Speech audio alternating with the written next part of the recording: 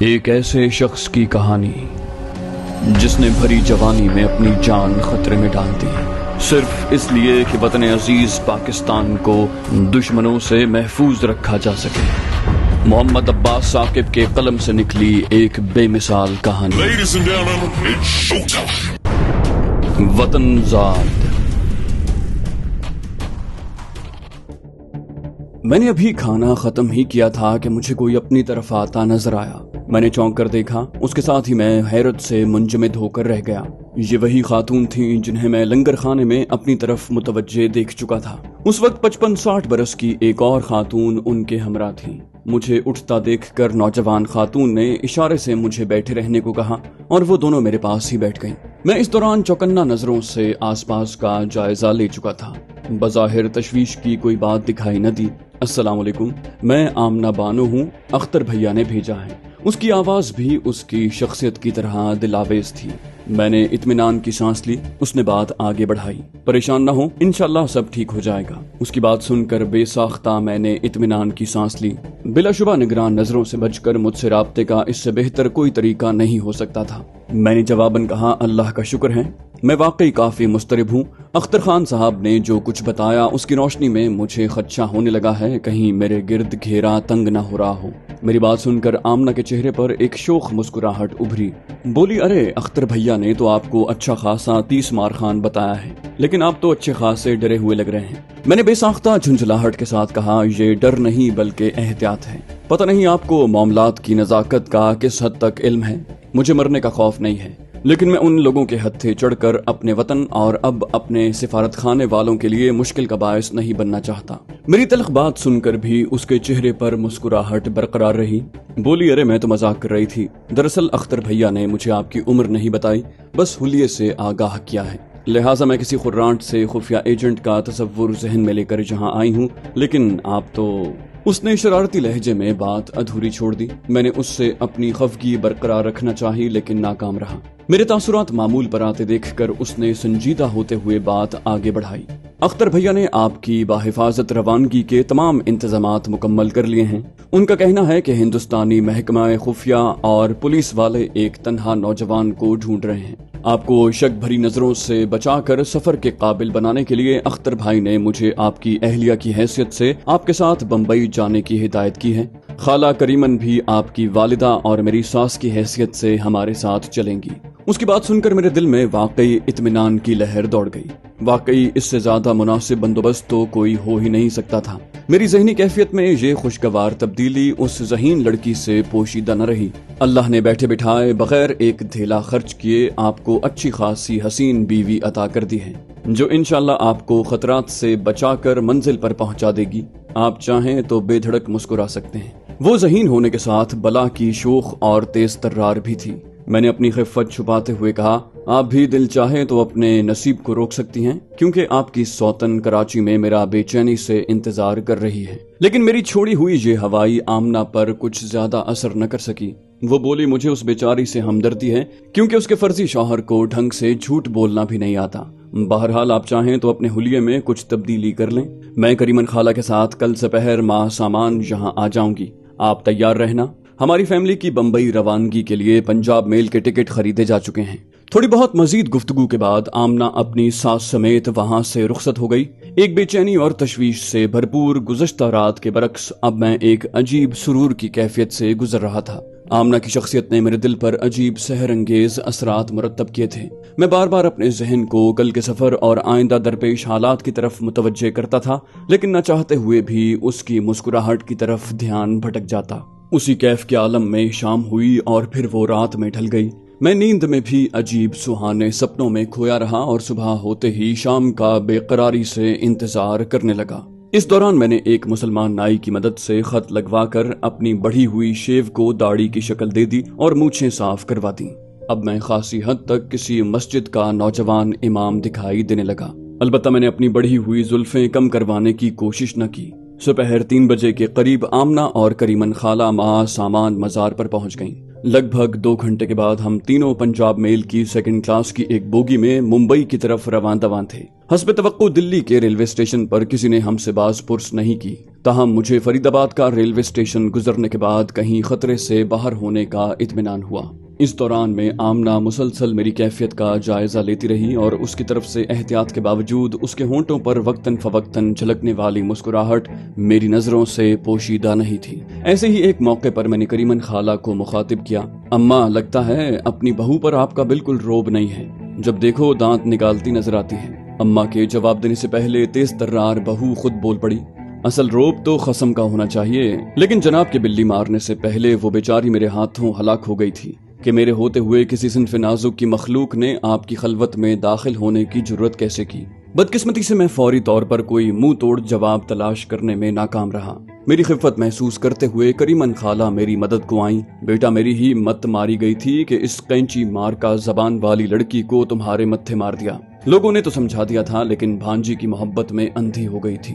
دفاعی پوزیشن پر جانا شاید آمنہ کی فطرت میں نہیں تھا۔ اس نے جھٹ جوابی کارروائی کی، بولی، یہ تو آپ نے سچ کہا خالہ جی، مت یعنی عقل و شعور نام کی کوئی چیز آپ کے گھر میں کبھی رہی ہوگی تو میری آمد سے پہلے ہی رخصت ہو گئی تھی، ورنہ آپ کے صاحبزادے کوئی اچھا سا روزگار تلاش کر کے عزت کی زندگی گزارنے کی بجائے درگاہوں کے لنگروں پر نہ پل رہے ہوتے۔ دیکھ لیں اب ممبئی جا کر بھی یہ بابا حاجی علی کی درگاہ پر ڈیرے جمائے نظر آئیں گے۔ ان دونوں کے ساتھ نوک جھونک میں سفر خوشگوار گزر رہا تھا۔ ہم جس بوگی میں سوار تھے اس میں مسافروں کی تعداد زیادہ نہیں تھی، لہٰذا ہمیں اپنی گفتگو میں احتیاط برتنے کی زیادہ ضرورت نہیں پڑی، لیکن لگ بھگ 5 گھنٹے کے بعد جب ٹرین متھرا اسٹیشن رکی تو ہماری بوگی کھچا کھچ بھر گئی۔ 2 خواتین اور ایک ادھیڑ عمر شخص پر مشتمل ایک ہندو گھرانے کی ہماری کیبن میں آمد کے بعد ہماری گفتگو کا سلسلہ انتہائی محدود ہو گیا۔ ہمارے تینوں ہم سفر یہیں مہاراشٹر سے تعلق رکھتے تھے اور ان کی مراٹھی زبان میں گفتگو ہمارے قطن پلے نہ پڑ رہی تھی، تاہم ضروری نہیں تھا کہ وہ بولی سے بھی ناواقف ہوں۔ آمنہ نے کسی روایت پسند مسلمان خاندان کی بہو کی طرح باقاعدہ گھونگھٹ تو نہیں نکالا تھا، تاہم وہ اپنی ساس سے بات چیت تک محدود ہو گئی تھی۔ وہ دونوں کھانا پکا کر ساتھ لائی تھیں، البتہ مسلمان پانی مجھے آگرہ کے ریلوے اسٹیشن سے لے کر آنا پڑا۔ رات ہونے پر وہ دونوں ساس بہو باری باری سوتے رہے، تاہم میں نے دن نکلنے پر نیند کو خوش آمدید کہا۔ مجھے سفر کی طوالت کا اندازہ تھا، لیکن اس کے باوجود دن گزرتے گزرتے یکسانی سے بیزاری ہونے لگی۔ سب سے بڑی مصیبت یہ تھی کہ میں احتیاطاً ریلوے اسٹیشن پر اترنے سے گریز کر رہا تھا۔ آمنہ کو یقیناً میری ذہنی کیفیت کا اندازہ رہا ہوگا، چنانچہ اس نے مجھے اطمینان دلایا کہ اب خطرہ بہت کم ہو گیا ہے اور اپنے اس حلیے میں مجھے سرسری نظروں سے پہچاننا بھی آسان نہیں۔ چنانچہ راستے میں آنے والے ریلوے اسٹیشنوں پر ٹرین میں دب کے رہنے کی کوئی ضرورت نہیں ہے۔ اس کے باوجود میں نے صرف ضرورت کے وقت ہی ٹرین چھوڑنا مناسب سمجھا۔ گھر سے لایا ہوا کھانا صبح کے ناشتے میں ختم ہو چکا تھا۔ جھانسی کے ریلوے اسٹیشن پر میں کافی تلاش کے بعد عمدہ کھانا ڈھونڈ پایا، اسی چکر میں ٹرین چھوٹتے چھوٹتے رہ گئی، لہٰذا میں نے باقی راستے میں ایسی حماقت سے گریز کیا۔ خدا کر کے ٹرین بمبئی سینٹرل کے ریلوے اسٹیشن پہنچی تو وہاں حسب توقع انسانوں کا سیلاب اور گہما گہمی تھی۔ دلی بھی کچھ کم گنجان آباد نہیں تھا، لیکن بمبئی کا تو کوئی مقابلہ ہی نہیں تھا۔ آمنہ کے لیے یہ شہر یقیناً اجنبی نہیں تھا۔ وہ ہمیں ساتھ لیے اسٹیشن سے باہر نکلی اور مجھے بھنڈی بازار کے لیے آٹو رکشا حاصل کرنے کی ہدایت کی۔ ہماری منزل زیادہ دور ثابت نہیں ہوئی، چند ہی منٹوں میں ہم بھنڈی بازار انتہائی گنجان آباد مسلمان محلے میں پہنچ چکے تھے۔ رات کا دوسرا پہر شروع ہونے والا تھا اور دلی کے مقابلے میں سردی خاصی کم ہونے کے باوجود گلی کوچوں کی رونق ماند پڑنے لگی تھی۔ آمنہ کی رہنمائی میں ہم ایک بہت چھوٹے گھر کے دروازے پر پہنچے جس پر تالا لگا ہوا تھا۔ اس نے اپنے بٹوے سے چابی نکال کر تالا کھولا اور ہم اپنے سفری بیگ اٹھائے اندر داخل ہوئے۔ 2 کمروں اور ایک چھوٹے سے دالان پر مشتمل اس سادہ سے گھر میں ضروریات زندگی کی تمام اشیاء موجود تھیں۔ تھکن سے ہمارا برا حال تھا، لہٰذا زیادہ بات کیے بغیر ہم تینوں لمبی تان کر سو گئے۔ اگلے روز دوپہر آمنہ کو مجھے جھنجھوڑ کر اٹھانا پڑا۔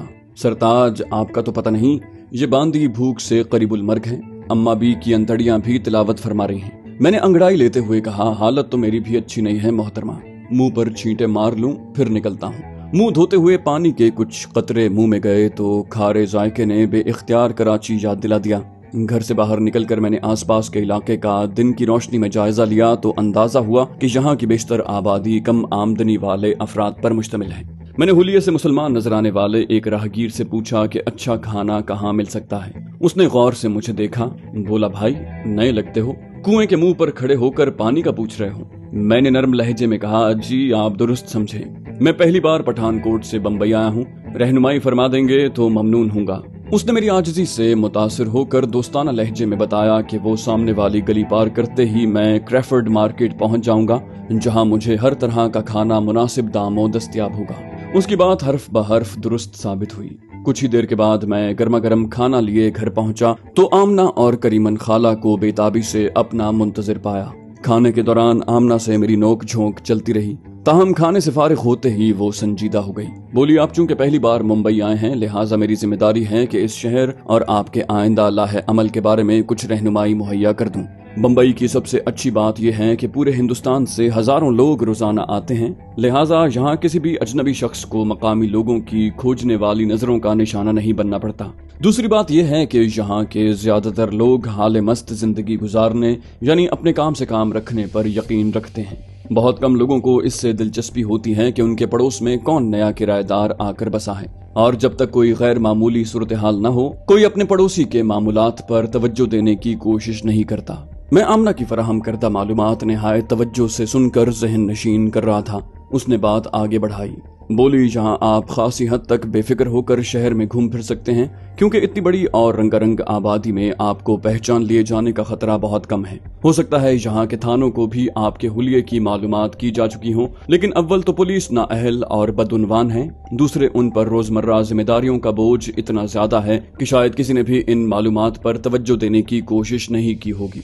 ऐसे में कोई बदकिस्मती या संगीन बेएहतियाती ही आपको पुलिस की तवज्जो का मरकज बना सकती है। इस शहर में हर कौम और हर मजहब के लोगों की भरमार है, हत्ता कि गैर मुल्की भी भारी तादाद में यहाँ आते जाते रहते हैं, लिहाजा मजहबी तासुब बहुत कम है। आपको बतौर मुसलमान अपनी शनाख्त छुपाने की कोई जरूरत नहीं है। मतलब आप मुल्ला की हैसियत से भी यहाँ रह सकते हैं और चाहें तो अपनी शनाख्त और हुलिया बदल भी सकते हैं, जिसका मैं मशवरा भी दूंगी। मैंने सवालिया नजरों से उसकी तरफ देखा। उसने वजाहत की। बोली, मुंबई में बाकी शहरों के मुकाबले में आजाद ख्याली बहुत ज्यादा है। यहाँ के लोगों की अक्सरियत खुद को किसी भी मजहब के कट्टर पैरोकारों से दूर रखने की कोशिश करते हैं, लिहाजा बेहतर ये होगा कि आप एक आजाद ख्याल मुसलमान नौजवान के तौर पर खुद को पेश करें। मैंने उसकी राय को सराहा और उसके मशवरे पर अमल करने का वादा किया। उसने कहा, इसके अलावा ये भी समझ लें कि हमारे मुंबई के कौंसल खाने और उसके अमले के तमाम अफराद की भी कड़ी निगरानी की जाती है, लिहाजा आप बराह रास्त वहाँ नहीं जा सकते, बल्कि इफ्तिखार महमूद फर्जी नाम से आप राब्ते का तरीका खुद तय करेंगे, जिसकी इत्तला आपको यहीं पहुंचा दी जाएगी। आपको उसके मुताबिक अमल करना है, यानी फिलहाल आपको यहीं रहकर राब्ता किए जाने का इंतजार करना है। अलबत्ता आप चाहें तो शहर में घूम फिर सकते हैं। मैंने कहा, मुझे यहाँ का क्या पता, आप ही यहाँ की सैर करवाएंगी। मेरी बात सुनकर उसके होंठों पर शरारत भरी मुस्कुराहट नमूदार हुई। बोली, आपको शायद कोई गलत फहमी हुई है मोहतरम, मैं आपकी टूरिस्ट गाइड बनने के लिए यहाँ नहीं आई हूँ। मुझे आपको बाहिफाजत यहाँ तक पहुँचाने के लिए आपकी खातून खाना का किरदार सौंपा गया है, जो अब खत्म हो चुका है। मैंने चौंक कर उसकी तरफ देखा। उसने संजीदा होते हुए कहा, हम दोनों आज रात की गाड़ी से ही वापस दिल्ली जा रही हैं, जहां हमारी दीगर जिम्मेदारियां हमारी मुंतजिर हैं। हम आपकी खैरियत और कामयाबी के लिए दुआ गो रहेंगी। मुझे बताया गया है कि आपका मिशन काफी कठिन है, लेकिन आपकी कामयाबी की खबर मिली तो मुझे खुसूसी खुशी हुई। मैंने कदरे हैरानी से उसे देखा। वो उस लम्हे मुझे दिल में ख्वाब आगी तसव्वुरात जगाने वाली अल्हड़ हसीना की बजाय एक घाग फर्जशनास अफसर दिखाई दी। साथ ही मुझे इदराक हुआ कि ये उसका असल रूप है। दिल्ली में तो उसने अपनी शख्सियत का एक फर्जी खाका मुझे दिखाया था। मुझे अपने अनाड़ीपन पर दिल ही दिल में खिफ़त का एहसास हुआ।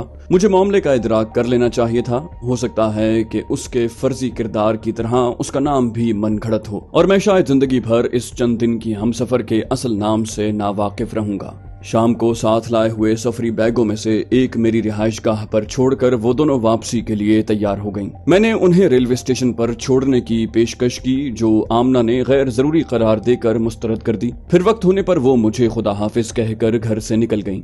इस तरह मेरी जिंदगी का एक मुख्तसर लेकिन खुशगवार बाब खत्म हुआ और मैंने सब कुछ भुलाकर खुद को आने वाली आजमाइश के लिए ज़हनी तौर पर तैयार करने की ठानी। अगला पूरा दिन और रात मैंने घर में गुजारा और खाने के अलावा कहीं नहीं गया, ताकि इफ्तिखार महमूद को मुझसे राब्ते की कोशिश में कोई मुश्किल न हो। लेकिन मेरी ये कारगुजारी बेकार गई। इस दौरान मैं आमना के मशवरे के मुताबिक क्लीन शेव हो गया था और बुशर्ट और पतलून जेबतन कर ली थी, जो उसी सफरी बैग से हाथ लगी थी जो आमना अपने साथ लाई थी। हैरत अंगेज तौर पर सफरी बैग में मौजूद चारों जोड़े लिबास मेरे नाप के ऐन मुताबिक थे। अगले दिन और उससे अगले दिन भी किसी ने मेरी खैर खबर न ली। बिलाखिर तीसरे दिन मैं अलसुब घर से निकला और ऑटो रिक्शा में कोलाबा में गेटवे ऑफ इंडिया का रुख किया और देर तक साहिल की फरहत बख्श फजा से लुत्फानंदोज होता रहा। फिर मैंने एक सियाहती कश्ती में समंदर की सैर की। गोदी पर वापसी पर मैंने एक बार फिर ऑटो रिक्शा किराए पर लेने का सोचा, लेकिन फिर ख्याल आया कि मुझे जल्दी क्या है, रास्ता भी देखा भाला है। खुशगवार मौसम में 2.5-3 मील फासला टहलते हुए तय करके घर जाऊंगा। लगभग पौने घंटे के बाद मैं अपने ठिकाने पर पहुंच गया। अगले रोज मैं खासी धूप चढ़े नाश्ते के लिए घर से निकला। मैंने लगभग 50 गज का फासला तय किया था कि एक ऑटो रिक्शा मेरे करीब आकर आहिस्ता हुआ और फिर रुक गया। मैंने चौंक कर मिस्कीन सी शक्ल वाले अधेड़ उम्र वाले ऑटो ड्राइवर की तरफ देखा। वो आजिज़ी भरे लहजे में बोला, कहाँ जाएंगे बाबू, चलिए मैं आपको छोड़ देता हूँ। मैंने कदरे बेजारी से कहा, आप जाएं भाई, मुझे कहीं नहीं जाना, नाश्ते के लिए निकला हूँ। मेरी बात सुनकर उसने जिद्दी लहजे में कहा, अरे आप बैठे तो सही भाईजान, मैं आपको ऐसी जगह ले चलता हूँ जहाँ कराची से भी ज्यादा बढ़िया नाश्ता मिलता है। मैंने चौंक कर उसके चेहरे की तरफ देखा जहाँ मानी खेज मुस्कुराहट खेल रही थी। मैंने गिरदोपेश पर नजर दौड़ाई और किसी को मुतवज्जे न पाकर झट से ऑटो में बैठ गया। ड्राइवर ने रिक्शा आगे बढ़ाते हुए कहा, अस्सलाम वालेकुम जनाब, मेरा नाम असलम अली है, इफ्तिखार साहब ने भेजा है। मुंबई में कोई मसला तो नहीं पेश आया आपको? मैंने इत्मीनान का सांस लेते हुए कहा, नहीं, सब ठीक रहा, बस इंतजार ने बेजार कर दिया है। शुक्र है आप लोगों ने राब्ता तो किया। उसने संजीदा लहजे में कहा, आप तो जानते हैं जनाब मामला कितना खतरनाक है। पहले ये यकीन दहानी कर लेना जरूरी था कि कहीं कोई आपकी तरफ से मशकूक होकर पीछे तो नहीं लगा हुआ। मैं कल सारा दिन आपके साथ था, गेटवे ऑफ इंडिया, कश्ती और फिर 1 घंटे की पैदल मार्च। बिलाखिर इफ्तिखार साहब ने आपसे राब्ते के लिए ग्रीन सिग्नल दे दिया। इस वक्त मेरे पास आपके लिए इफ्तिखार साहब का ये पैगाम है कि वो कल आपसे मुलाकात करेंगे। मैं आपके लिए कल शाम के लिए मराठा मंदिर सिनेमा का टिकट लाया हूँ, आप पहले पहुँच जाइएगा।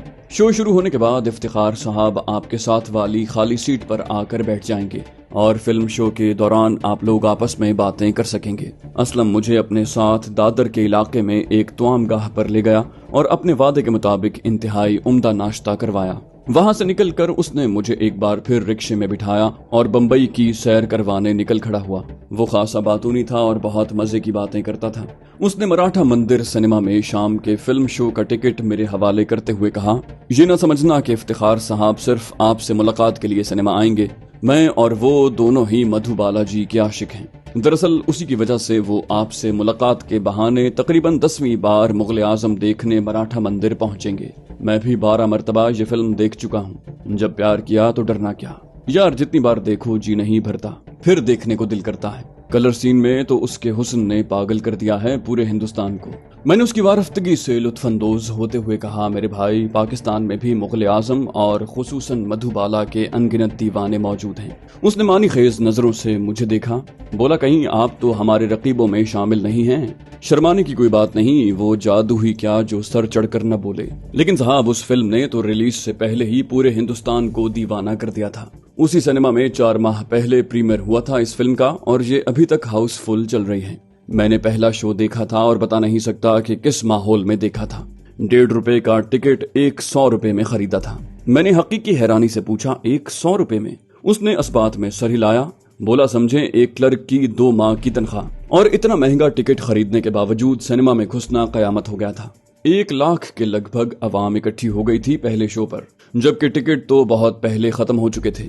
कमिश्नर को पुलिस बुलवा कर हुजूम मुंतशिर करवाना पड़ा था। इस फिल्म के टिकट कई हफ्ते बल्कि महीनों पहले बुक करवाने पड़ते हैं, वो भी कई दिन कतारों में लगकर। इस दौरान में उनके घर वाले आकर खाना दे जाते थे। हत्ता कि मराठा मंदिर की इंतजामिया को 3 हफ्तों के लिए एडवांस बुकिंग बंद करना पड़ गई थी। मैंने इस मौजू में उसकी गहरी दिलचस्पी महसूस करते हुए पूछा, लेकिन सुना है दिलीप कुमार ने फिल्म के प्रीमियर शो में शिरकत नहीं की थी? वो बोला, हाँ, फिल्म के हिदायतकार के आसिफ से उसका झगड़ा हो गया था। प्रोग्राम के मुताबिक उसे जंगी अंदाज में सजे हाथी पर पूरे जाहो जलाल के साथ सिनेमा हॉल जाना था, लेकिन उसने आने से इनकार किया तो उस हाथी पर फिल्म की रीलें सिनेमा पहुंचाई गई थी। पता है, सिनेमा के सामने मुगल आजम यानी पृथ्वी राज कपूर का 40 फुट कट आउट खड़ा किया गया था और फिल्म में इस्तेमाल होने वाला शीश महल का सेट भी सिनेमा में लगा दिया गया। जिसमें सिर्फ टिकट खरीदने वालों को दाखिले की इजाजत थी। फिल्म मुगल आजम की तारीफ और उसके बहाने मधुबाला से अपनी वारफ्तगी और शिफ्तगी जताने का सिलसिला उसने मुझे वापस मेरे घर छोड़ने तक जारी रखा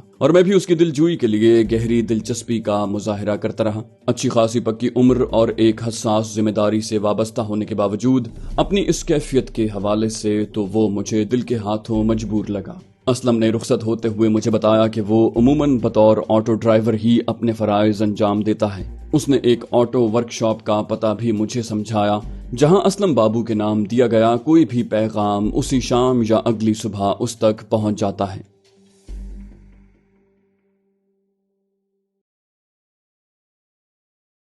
तो दोस्तों ये थी हमारी आज की एपिसोड। उम्मीद करते हैं आपको हमारी कहानी पसंद आई होगी। जाने से पहले इस वीडियो को लाइक कीजिए और शेयर करना मत भूलिए।